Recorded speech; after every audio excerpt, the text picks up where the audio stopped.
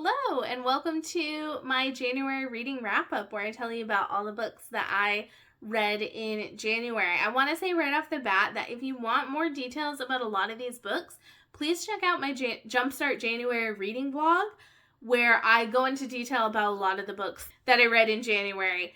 That's where I have a lot more detailed reactions. I'm just going to be giving you the overview of those books in this video. So the first book I read in January was Winter Solstice by Rosamund Pilcher. This is a women's drama, contemporary kind of fiction book about an older woman. She's in her 70s. She's an actress who is retiring, and it's about her as she gets pulled into the lives of the people around her in her new neighborhood and kind of the story that evolves from there. And I gave this book 4 stars. I thought it was enjoyable, not perfect, but it was just a cute, cozy, kind of wintry read. Nothing to write home about. The ending is a little bit sickly sweet. I thought kind of took away from the realism that was happening towards the beginning of the novel, and then it kind of ended in a too good to be true kind of way. But it was cute, and I think Rosamund Pilcher is maybe an author I want to try in the future. The next book that I attempted to read but DNF'd was Anne of Ingleside by L.M. Montgomery. This is the 6th book in the Anne of Green Gables series, and while I enjoyed the first 4 books in this series, book number 5 and then this book just really weren't doing it for me. I think the series kind of lost its way as it went along, and I wasn't enjoying where the storyline was going. This one in particular has Anne. She's grown up, she's married with kids of her own, and the focus of the story was a lot on the children, and I just didn't find it as compelling as I had following Anne when she was younger and kind of the coming of age of Anne. And so I decided that I'm not going to be reading this series anymore, and I'm going to be DNFing it. The next book that I read was The Barbed Coil by J.V. Jones. This was one of my older fantasy books that I had heard of and was really excited about. J.V. Jones is an author I've heard a lot of really good things about, and this is a portal fantasy. Portal fantasy is one of my favorite subgenres of fantasy, so I had really high hopes for it. And the first part of the book, maybe the first 200-300 pages, I was loving it. I was really enjoying it. But as the book went on, I found myself not caring as much about the fantasy world as I wish I had. And I thought some of the character work in here was clumsily done. I would go watch my Jumpstart January vlog to kind of hear more details. But overall, I thought this book had a lot of good ideas, but just faltered a little bit in the execution of those ideas. So I ended up pushing through, but overall I gave this a 2 stars. The next book I listened to on audiobook was Carrie by Stephen King. I've seen quite a few booktubers doing videos where they read Stephen King's books in order, and one person that I really want to watch her videos is Gavin over at Gavin Reads It All. He's been doing this, and there are a few episodes out now, but I haven't read a lot of Stephen King's earlier works, and so I decided to start with Carrie because it was available on audiobook from my library when I needed an audiobook, and it's pretty short, and this is a really interesting read. Carrie is about a young girl who is mercilessly and brutally bullied by a lot of the kids at school, and it's about how people don't really do anything to help her, and it's how she sort of spirals out of control and tries to get her revenge. And it was a hard book to read because of the brutality of the bullying and just all the things that Carrie went through. It was horrifying and heart-wrenching, and it makes me sad because as a teacher, I know bullying sometimes hasn't gotten all that different in a lot of ways. It's just maybe changed the form that it takes. So this is a hard read. I did think at times there were things that felt a little dated, things that felt a little bit long-winded. Even though it's a short novel, I feel like it could have been tightened up just a little bit. But it was an enjoyable listen, very easy to listen to, and I ended up giving it 3 stars. The next book I tried was The Mechanical by Ian Tregillis. This was a DNF for me. I tried reading it because Alan over at the Library of Alexandria was doing a channel read-along for this series for January, February, and March, and I thought I would just give it a try. This is an alternate history steampunk novel that I tried like a couple chapters and just realized quickly that the writing style wasn't going to work for me. It was a little too focused on the alternate history part, which is one of my least favorite subgenres to read about. So I decided to pass on this one. The next book I read was Soulless by Gail Carriger. And I gave this book a 3 stars, but there were some glaring issues in it. So this is a steampunk paranormal mystery series set in the Victorian time period in England. And it's a very fluffy, easy kind of romance mystery book. However, there were some glaring issues, namely the fact that Alexia Terabati is half Italian. And the author, trying to be true to how Victorians felt about Italians, wrote a lot about how Alexia is not skinny enough, she's too tall, she has a big nose, and her skin is too dark to be attractive or desired. And it says that a lot. Like a lot. I get that that's maybe time period correct, but it sucked to read about and I did not enjoy it. So that part was really bad. I attempted to read the second book just to see, because I had a sneaking suspicion I wasn't going to like it after reading this one. And yeah, the same stuff kind of continues. And in this one, it was weird because the love interest is the same in both of them. And she would like go throughout her day and like hear something and she'd be like, I'm going to yell at him about that when I see him. And she'd like be collecting things that she was going to like yell at him about. And I was like, don't you like this person? Why are you looking for ways to like yell at him? It was very strange. So this is not for me. So I decided to DNF that series. The next book I own physically, but I listened to it on audio, was Mariel of Redwall. This is the 4th book in the Redwall series, and I enjoyed this one. This is about a young orphaned mouse girl who gets caught up with sea pirates. With the help of the Redwall creatures, ends up saving her, or tries to save her father from the sea rats. This one is just okay. I'm planning to do a video on more in depth on Redwall and the different books in the series, but this one was enjoyable, but not a super memorable part of the series for me. This book, The King's Dragon by Kate Elliott, unfortunately was a DNF. I had hoped that this series would be my long fantasy series for 2025 that I could really sink my teeth into, but this did not work for me, unfortunately.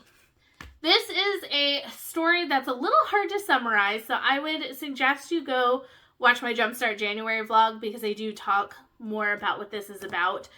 There's a lot about like prophecies and about these 2 young kids who are sort of drawn into this civil war that's happening in this country.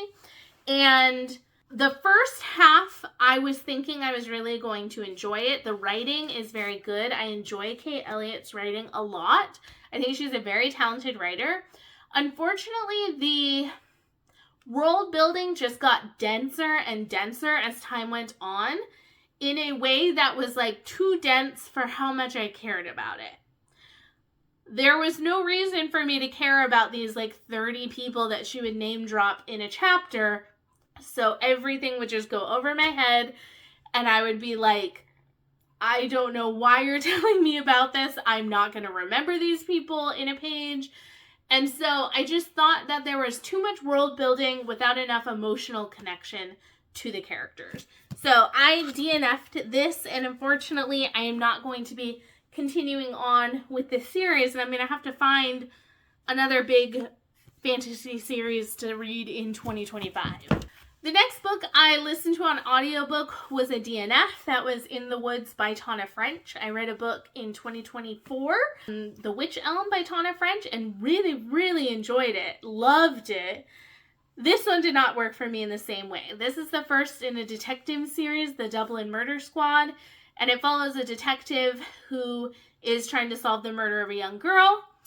I found the main character a little bit insufferable. He was very misogynistic, but would sort of pat himself on the back for being better than other guys while still being very misogynistic. I think that while Tana French maybe did a good job of realistically writing how detectives go about solving a mystery, it was very slow. Very, very, very slow. Where there would be like tons of conversations, looking for things, not finding things, and then you'd have this little bit of a breakthrough, and then you'd be back to square one, looking for more things, trying to figure things out. Very slow, which is probably true to real life, but it was not that interesting to listen to. So I DNF this one at maybe like 30-40%.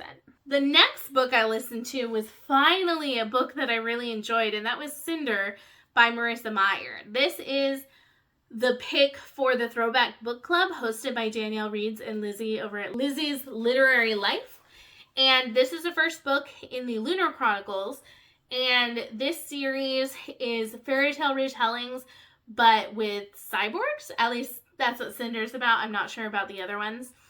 And I really enjoyed this one. I listened to it on audiobook while playing Stardew Valley, and I had the best time. I found myself wanting to listen to it all the time. Like, time would be like flying. Like, I would listen to like 3 hours in like one go, and I would just be like washing the dishes, vacuuming the floors, putting away laundry, playing some Stardew Valley, just listening to this story. And I just had a great time with it. I think if you poke hard at the story, it will not stand together. There's some world building and things that, you know, are not the strongest, but I still enjoyed it. And sometimes the enjoyability of a reading experience trumps an airtight plot sometimes. So I just had a great time with this. I enjoyed what Marissa Meyer did with the Cinderella fairy tale, like the way she tried to change it. And I'm interested to see what she's going to do with Scarlet next. This read-along is going from January to April, and they're reading all of the books within that time period. So if you want to join, it's not too late. It's a really short book to get to, and the other ones get a little longer, but there's lots of time. So if you want to join, you definitely should. The next book I read was for my in-person book club, and this was Crime and Punishment by Dostoevsky. And this book was a 2-star read for me. It started off strong. The first like 20-25% of it was really interesting. It's about this man who's in like a serious amount of debt, and he is pulling away from society under this crippling debt and going a little insane. And he plans to commit a murder because he knows this old woman who lives alone. He's like, I can kill her, I can take her money, kind of get out of this debt. The first 20% or so being in this guy's head as he's like having these thoughts about this murder, and he's like this social recluse and he's trying to figure things out, was really interesting. But the rest of the book would be like these little peaks of interest where I'd be like, ooh, this is an interesting scene or an interesting conversation. And then a huge plummet of, I do not care what we're talking about. There's a lot of like philosophy about the nature of man and stuff that I did not care about. And so overall, it was a 2-star read because just like Cinder maybe isn't a perfectly plotted story, but I enjoyed it. Crime and Punishment may be like well written and well plotted out, but I did not enjoy it. So 2 stars, but at least I'm a month ahead for my in-person book club. And the final book that I read was my only 5-star for January, and I'm so glad I read it, is the pick for the Shelf This Book Club, hosted by Bailey at Is Bailey Reading, and the person who picked this book is Adriana at Carbon Bonded Books, and I'm so glad she did because I gave 5 stars. It's Desert Creatures by Kay Chronister. Kay Chronister I knew about from The Bog Wife. I didn't even know she had written another book. I haven't read The Bog Wife, but I'm definitely going to after reading this one. This is a dystopian western set in the Sonoran Desert near Las Vegas. And it follows the story of a young girl who has a club foot and her father as they flee their previous safe place and are looking for another. And it is weird. It's very atmospheric and strange. It kind of reminds me of The Last of Us, like the dystopian event that's going on kind of reminds me of The Last of Us a little bit. It's creepy, it's eerie, it's disturbing at times, it's sad at times. And it was just such an interesting read. One of the most interesting things I think about this is the discussion of how people use religion to prey on others, especially in times of need, when people are desperate. And I just thought it was such a good read. I will definitely be reading Kay Cronister's The Bog Wife next, but this, I don't want to tell you a lot about it because it's weird, and maybe just go in not knowing anything, kind of like I did, and just be along for the ride. I loved it so much. So those are all the books I read. Now I want to share some stats and then tell you how I did with my reading goals for the year. For the format of the books that I read, I'll put the graph up over here. I read 5 audiobooks, 1 physical library read. So that's a physical book that I don't own that I get from the library. And then 10 books that I owned. You will notice that some of those are missing, maybe, from what I talked about, but that's because you'll find out about them in a future video. I can't talk about them yet. Those are the formats that I read, which is awesome because I want to be reading down the books that I own. So the fact that I was able to read through 10 of them this month was fabulous. Next is my series. I started 2 series this month. One of them was Soulless, so technically, even though I started it, I DNF'd it. And then the other one is the Lunar Chronicles, which I plan to finish out by April. But I read 3 sequels, which is awesome. I want to always be reading more sequels than series I'm starting because I'm really trying to read down my series. Now for the ratings, this graph looks a little sad, but that's okay because it's okay to DNF books. I had 8 DNFs.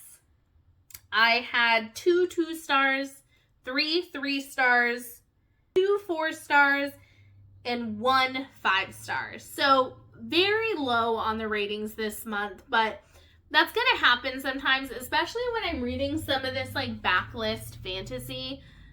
Some of it's just not good, and that's why it's not as popular. I'm sure I'll find some hidden gems in there somewhere, but when I'm reading some of these older series, it's highly possible that I will read them and DNF them. So the DNFs are high, but feeling good. And hopefully next month I'll actually be reading things that I end up loving.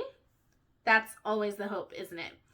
So then I want to talk about, for the final thing, if you watched my reading goals video at the beginning of the year, for 2025, I've set myself a little game where I earn points based on how I'm doing on my reading goals.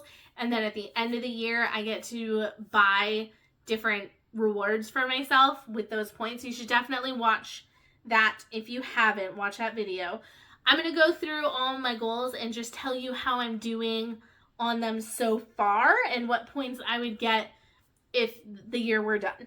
Reading 1 big fantasy series was my first goal. I have not done this yet because I DNF'd the first one, so I would be getting an abysmal score. An abysmal score would be -2 points, so -2 points for that one. Finish Taming the Shelves Part 1. I need to figure out how many of my shelves currently fit the criteria for Taming the Shelves Part 1. If you don't know, Taming the Shelves is a series that I'm doing where I'm trying to get my books to fit better on my shelves. So what I'm currently working on is I want books to not be stacked up on top of other books. All of my shelves are double stacked, but I don't mind that right now. What I don't want is books stacked up on other ones. So this one wouldn't count because there are books stacked up here, so this one would not count. But this bottom shelf would. So let me go count and see how my shelves are doing. Okay, so currently 5 out of the 12 shelves I own are fitting in their criteria where they are only double stacked. They're not books stacked on top. So 5 is considered a bad rating, which is -1 point. So far we're at -3 points. finding a new detective series I love. I want to read mystery series throughout the year and try to find a new favorite. And this month I tried 3 different books so far. So that would be, so I got 3 points, which is bad because I read 3 books. That's a bad reading, which is -1. So we're at -4 so far. Next was reading classics I own.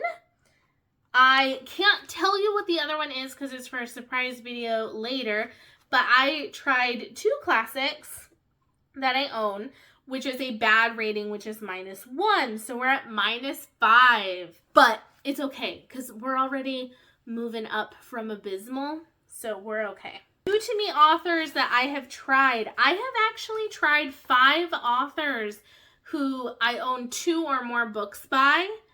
5 is still abysmal, but I'm surprised I got 5 in 1 month. That's pretty good. So that's still -2 points. What are we at? -6 points or 7 points now? Was to try some of my older mass market paperback fantasies, and I tried 3 of them this month. So that's not bad. That would be an abysmal rating so far, but we'll get there. And then finishing all this series that I started before 2025, I just did the Anne of Green Gables series, so only 1. So that would be an abysmal rating so far. But February, we are going to be focused on series. And then reading more books I own that I get from the library. So my ultimate goal is to be at 75% or above. And as of right now, I read 90% books that I own and only 10% books from the library, which is amazing. And then bonus points. I'm working towards getting some bonus points by not buying books to see how many books I can read without buying any. And so far, I'm at 10 books without buying any, which is considered an abysmal rating, which would earn me 0 points. I need to get up to an okay rating to even earn any points. 10 in 1 month is pretty good. I'm hoping that maybe I can get to maybe some more audiobooks of books I own for next month to kind of increase that a little bit, because I would like to go a little faster. I don't want to have to wait till June because I'm trying to get to 50 books in a row. So I want to kind of be working my way through those books a little faster, but 10 is pretty good for 1 month. So this was a long video, lots of books. Please let me know down in the comments what your top January read was. I would love to know, always looking for recommendations. And thank you for watching and sticking around for this video. I'll see you in the next one. Bye.